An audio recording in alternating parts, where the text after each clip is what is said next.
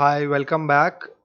You must be wondering that why did you invest all those precious minutes of your life in learning the difference and deeply studying the capital and revenue expenditure while you could have done it in 2 minutes? So, right here is the way how people manipulate the revenues and capital expenditure. They interchange them, they exchange them in their places, and let's see what are their effects. First, let's read this boring part right here. That is, revenue expenditure are normal business expenses that use an asset like cash to produce a goods or services. On the other hand, capital expenditure are long-term assets that brings future benefit to the company. Incorrectly recording a capital expenditure has consequences for both financial and tax accounting. Okay, so and how do companies divide between revenue and capital expenditure? Right here it says it depends upon the accounting standards of the company, okay, that is government regularized, and it depends on the company policies, okay. According to GAAP, yeah, any asset that has a longer life than 1 year can be considered as capital asset. Okay, boring. Okay, yeah, read this. However, it can be unnecessarily time consuming and complex to track a large number of capital assets. To simplify things, companies generally set a dollar floor to capitalize expenses. For example, many companies may decide to capitalize expenditure only if the equipment purchase is more than $1,000. Okay, just because it is a large company and it is very complex to track which is capital and which is revenue, so they set a dollar floor. That is, if it is below dollar 1,000, it will be revenue. If it is above dollar 1,000, it will be capital. Well, it works in most of the cases, but it is unethical. Effects on financial records: a capital asset purchase journal entry debits an asset account. Okay, it increases an asset account and reduces cash.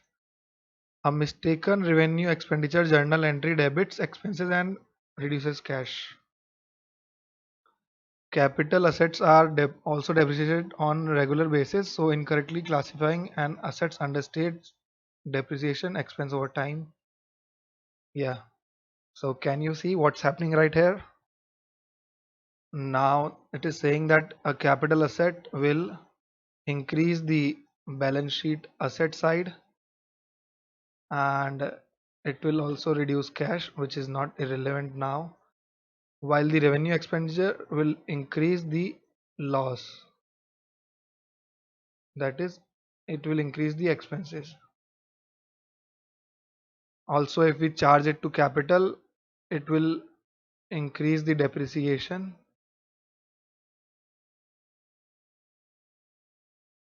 And yeah, in this, it will all be expensed out at a single time only instead of depreciation. So it is not compulsory that people choose revenue over capital or they choose capital over revenue. They choose whatever benefits them. I'll tell you how. Tax rules for expenditure. Okay. You can go ahead and read all these. They are very informative. But yeah, I'll not be doing it. Yeah, right here is an example how WorldCom improper capitalization of costs almost shut down the internet. Interesting. In 2002, telecom giant WorldCom filed for largest Chapter 11 bankruptcy to date, a situation resulting from manipulation of its accounting records. At the time, WorldCom operated nearly one-third of bandwidth of 20 largest US internet backbone routes, connecting over 3,400 global networks. Okay, blah blah blah. It says that it is a big company. We understood it, bro. Okay. WorldCom uses a number of accounting gimmicks to defraud investors, mainly including capitalizing costs that should have been expensed. Hence, instead of using revenue expenses, it is classifying them as capital expenses. Let's see what is it doing. Under normal circumstances, this might have been considered okay. Boring, boring, boring. Yeah, you can go ahead and read it. Now let's study the WorldCom case in deep. WorldCom purchased over 60 telecom firms. Okay. WorldCom moved into internet data communication, handling 50% of all US internet traffic and 50% of all emails worldwide. Okay, that is big. One third of all data cables and in the United States. In addition, they were the second largest. Okay, they are again flexing that they are big. We understood it. How the fraud happened. Okay, this is what concerns us. How the fraud happens.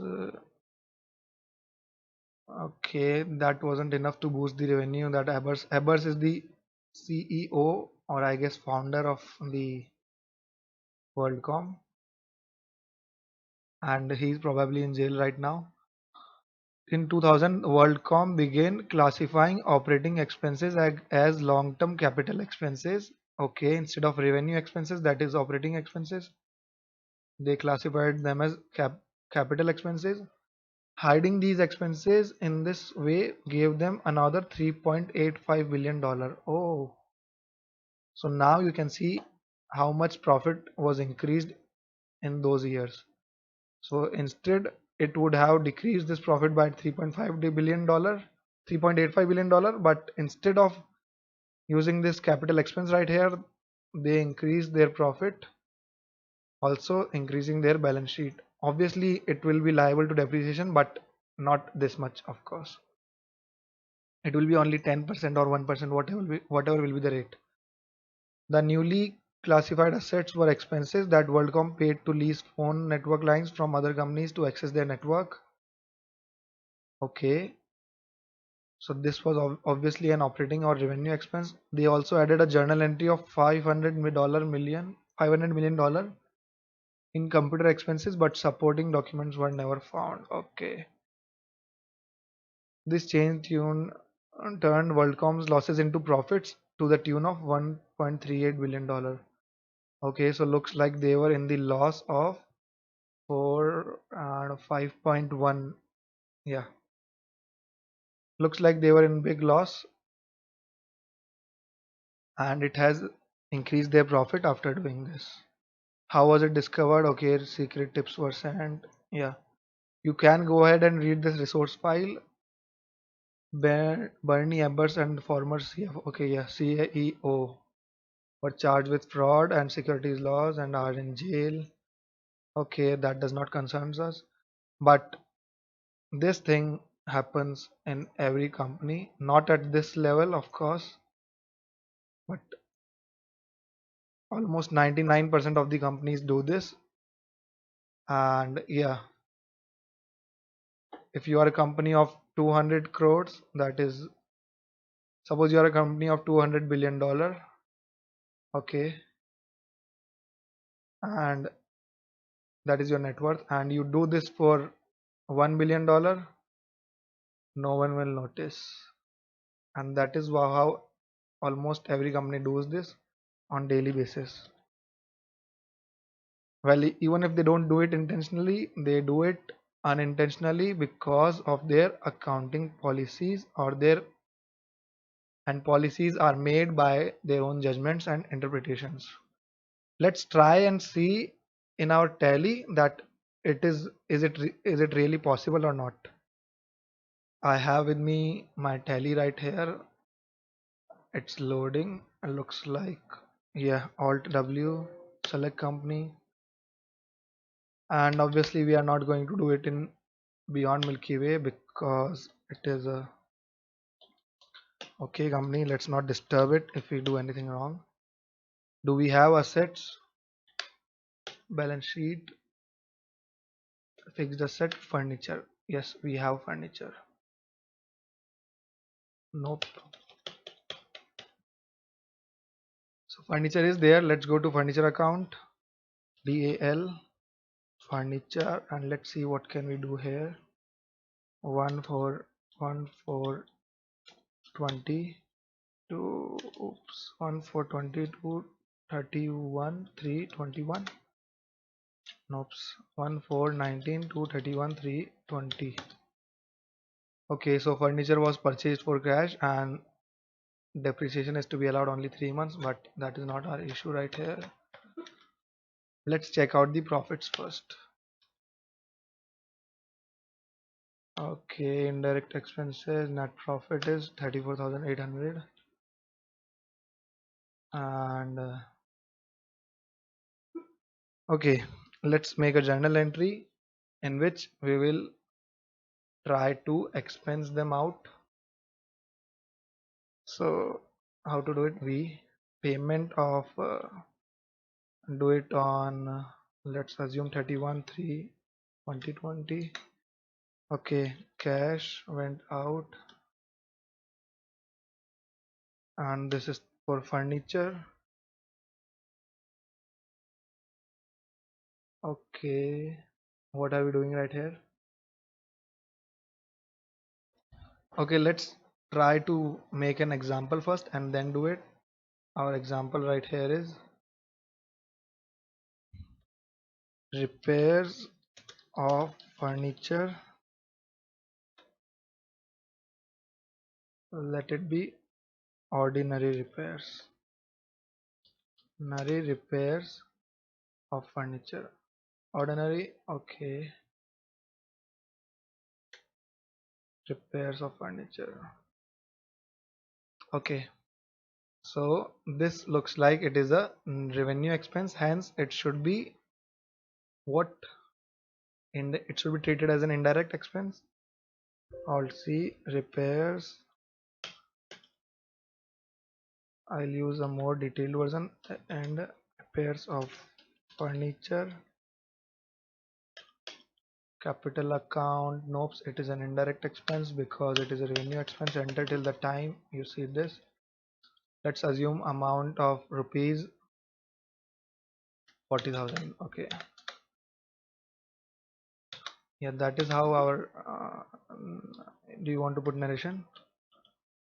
Ordinary repairs. Okay,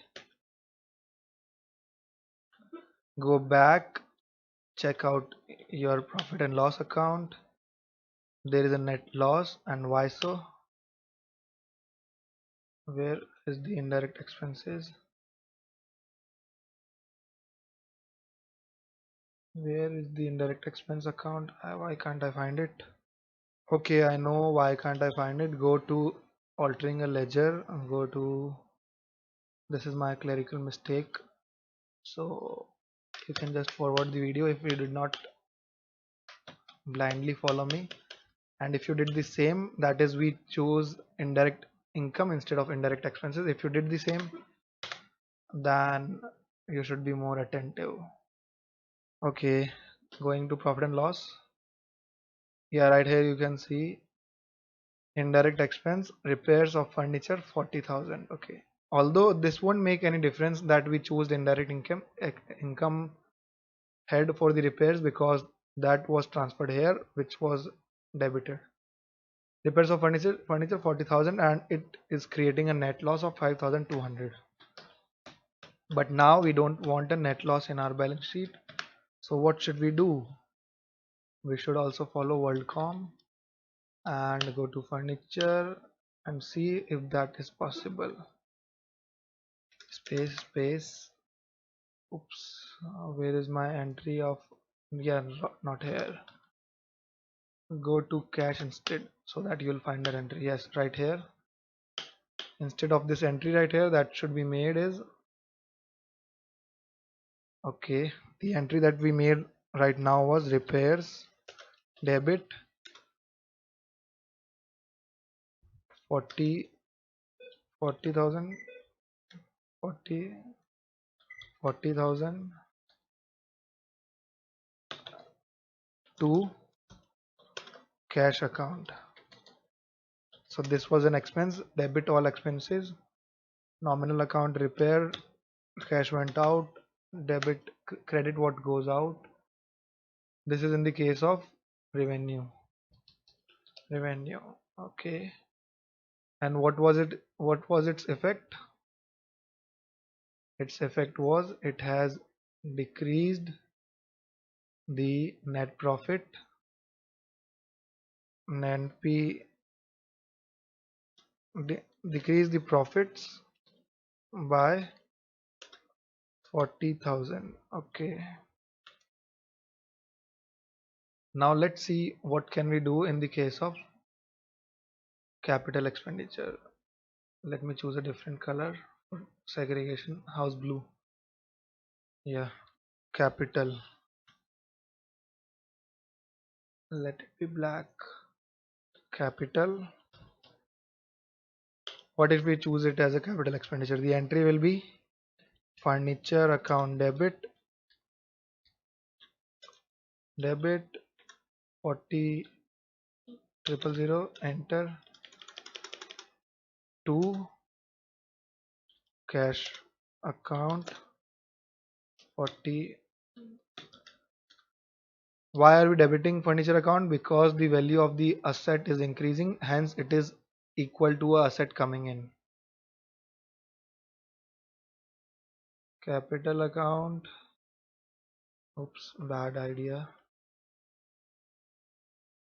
Yeah, capital, and this one is revenue.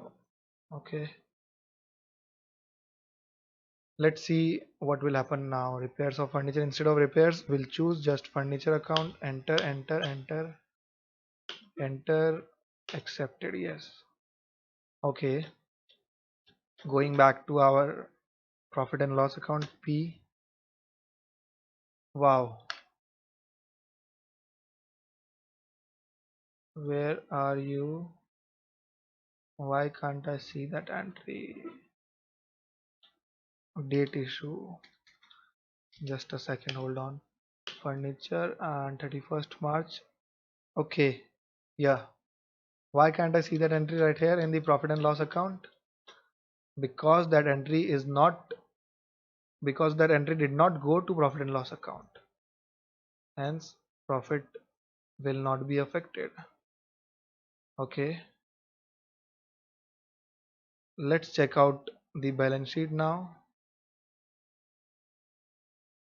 Balance sheet, and yeah, let's check out fixed asset. Okay, wow, see, it has increased the fixed asset by 40,000. Instead it should be decreasing the profits by 40,000. So what are its effect? Its effect is increase the furniture. Okay, increase the furniture by 40,000. Now one might argue that you have to pay depreciation on it. Yes, we accept to pay depreciation on it, but at least that depreciation will be 10%, or yeah, that is what furniture are liable to. Hence the expenses that will be charged as depreciation will be 4,000 only, and that too only for 3 months, and that too not only for 3 months. Will not be charging any depreciation because this entry was made on 31st March. So right here you can see what miracle that this thing can do, and what our company is doing, and what our company is doing since long. I know one more such company, but I cannot vouch for it. I'll show you. Yeah, right here it says everyday expenses. AOL was charged with engaging in various accounting frauds. AOL was accused of listing advertising expenses, the cost of creating those CDs and diskettes they send out, as capital expense rather than a regular expense. Okay, AOL is a big company, and although I do not authenticate it, but it was on the internet and it's in the news also. When did it happen? Okay, it's since long. Yeah, I wanted to write. Okay, so now you can see what's the magic of uh, treating revenue instead of capital and capital instead of revenue. You can also save your taxes. Suppose you want to save your tax, and going back to this profit and loss account, I'll just charge it with DAL cash furniture. If I'll expense it out, instead, suppose I wanted to capitalize it, and if I want to expense it out because I don't want to pay taxes, hence I'll expense it out. It will go to repairs of furniture. Okay, enter, accept. Hence there is a net loss, so no profit, hence no tax.